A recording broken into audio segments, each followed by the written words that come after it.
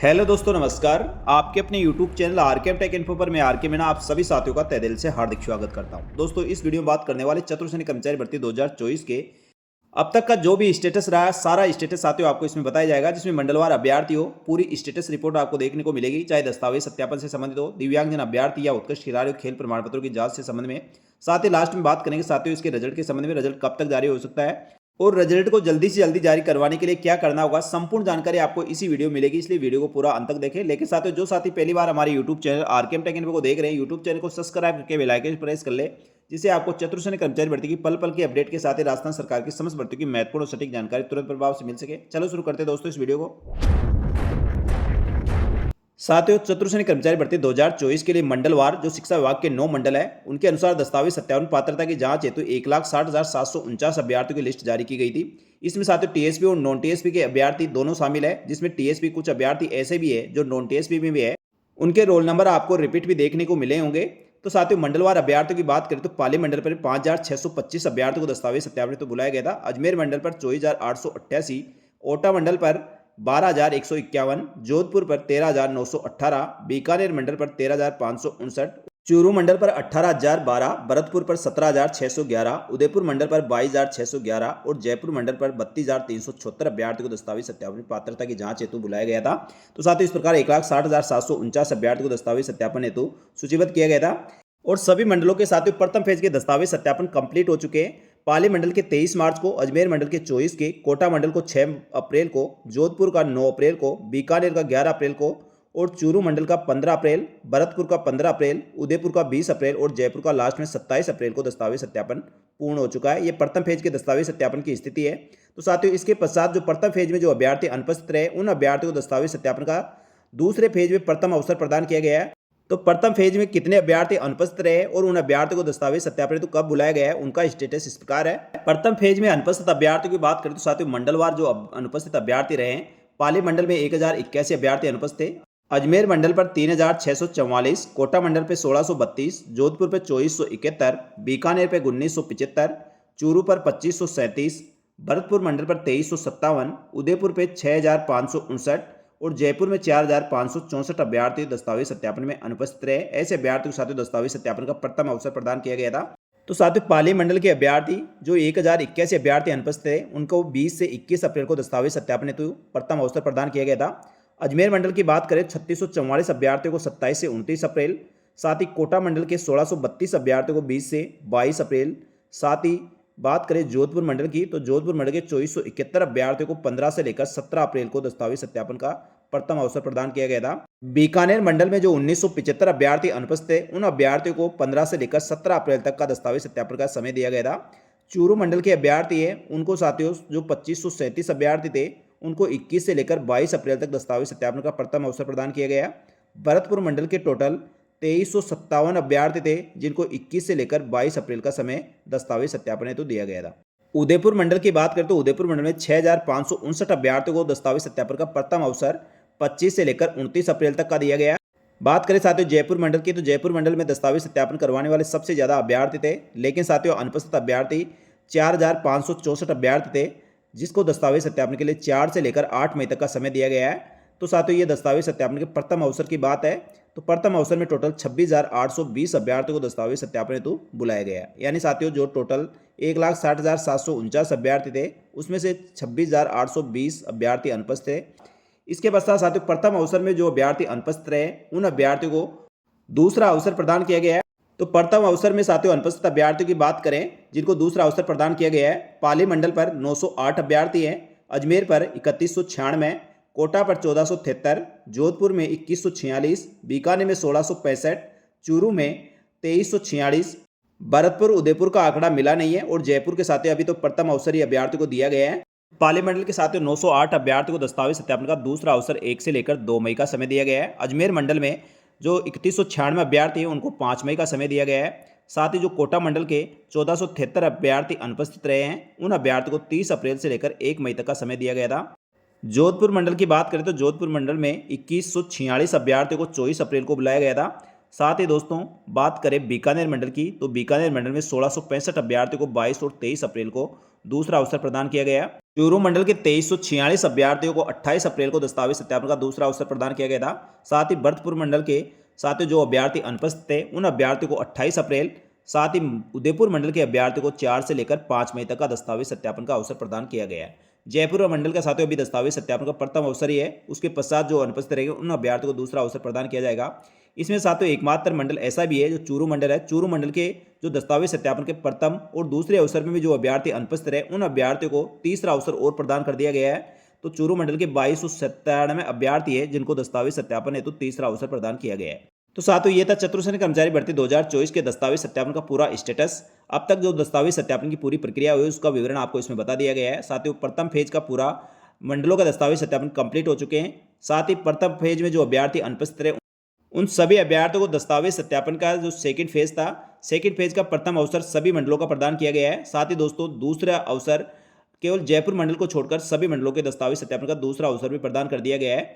तो साथियों अब क्या तीसरा अवसर भी सभी मंडलों को प्रदान किया जाएगा, ये देखने वाली बात रहेगी। चूरू मंडल के साथियों दस्तावेज सत्यापन का तीसरा अवसर भी प्रदान किया गया है।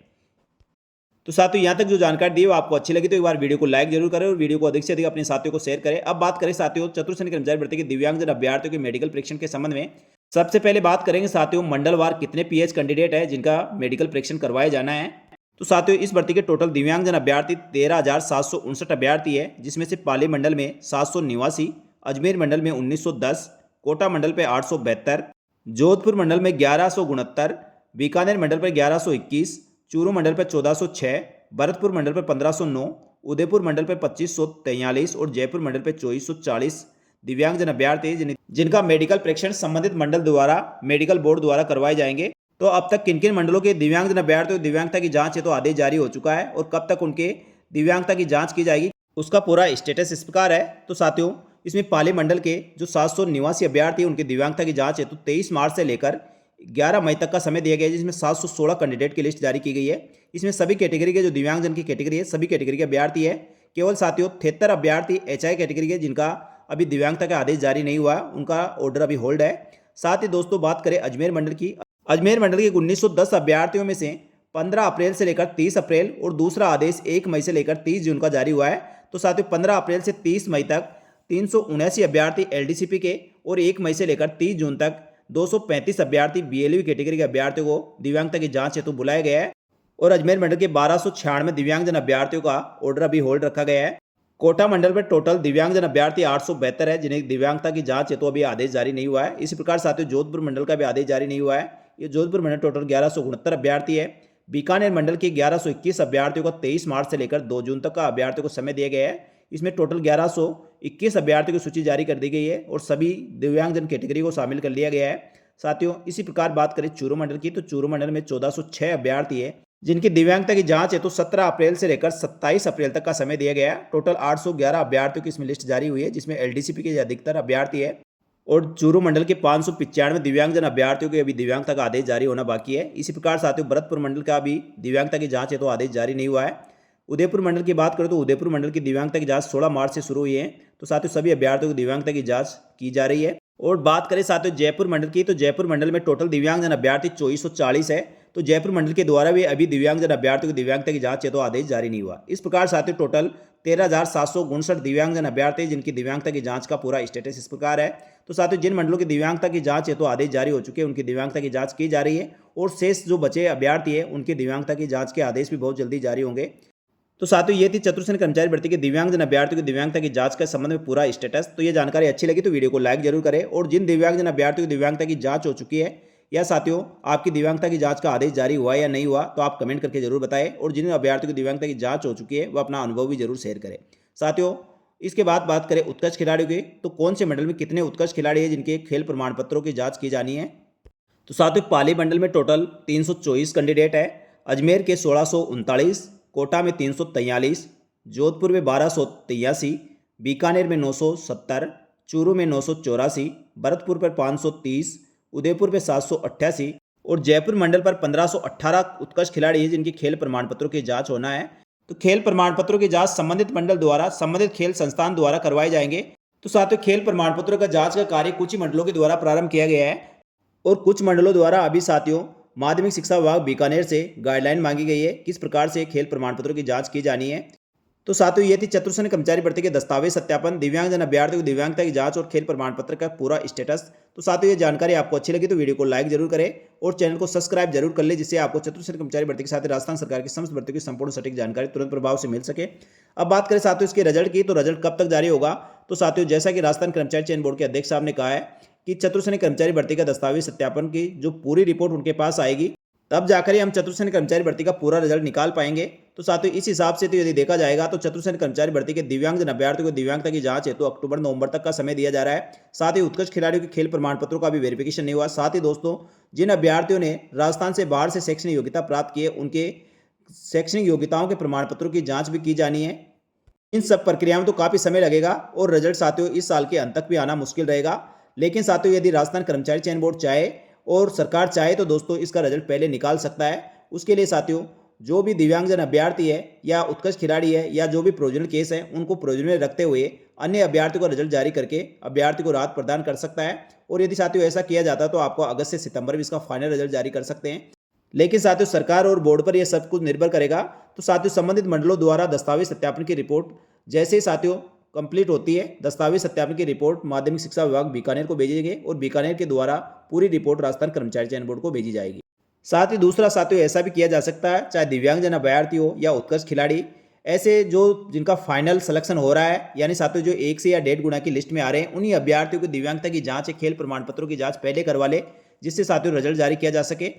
या साथियों जिन अभ्यर्थियों को फाइनल सिलेक्शन हो रहा है और उनका डॉक्यूमेंट वेरिफिकेशन में साथियों उनको प्रोविजनल रखा गया है, या साथियों दिव्यांगजन अभ्यर्थी जिनकी दिव्यांगता की जांच नहीं हो पाई है, या स्पोर्ट पर्सन जिनकी खेल प्रमाण पत्रों की जांच नहीं हो पाई है, ऐसे अभ्यर्थियों को प्रोविजनल रखते हुए मेरिट सूची बनाए और मेरिट सूची के आधार पर साथियों रिजल्ट जारी कर दे। यदि वह अभ्यर्थी अपना प्रोविजनल क्लियर करवाते हैं, उनके डॉक्यूमेंट सही पाए जाते हैं, तो साथियों उनको मेन सूची में शामिल कर ले। यदि उसके बाद साथियों ये अभ्यर्थी अपात्र पाए जाते तो इनकी जगह अन्य अभ्यर्थियों का चयन किया जाकर उनका फाइनल सिलेक्शन किया जा सकता है। लेकिन साथियों ये सब कुछ राजस्थान कर्मचारी चयन बोर्ड पर निर्भर करेगा। तो साथियों इस प्रकार के आप सजेशन राजस्थान कर्मचारी चयन बोर्ड के अध्यक्ष आपको दे सकते हैं। ऐसा कुछ किया जाएगा तो साथियों रिजल्ट जल्दी जारी किया जा सकता है, अन्यथा दोस्तों आपका रिजल्ट काफ़ी लेट होगा। तो देखते हैं साथियों आगे इसका क्या अपडेट मिलता है। जो भी अपडेट मिलेगा तुरंत प्रभाव से हमारे यूट्यूब चैनल और टेलीग्राम चैनल के माध्यम से आपको अपडेट कर दिया जाएगा। तो साथियों ये थी चतुर्थ कर्मचारी भर्ती के संबंध में महत्वपूर्ण जानकारी। ये जानकारी अच्छी लगी तो वीडियो को लाइक करके चैनल को सब्सक्राइब जरूर कर ले। साथ ही हमारे टेलीग्राम चैनल को ज्वाइन कर ले, जिससे भर्तियों की महत्वपूर्ण और सटीक जानकारी तुरंत प्रभाव से मिल सके। तो साथियों इस वीडियो में इतना ही, जल्दी मिलेंगे एक और भर्ती की महत्वपूर्ण सटीक जानकारी लेकर। तब तक के लिए धन्यवाद। जय हिंद, जय भारत।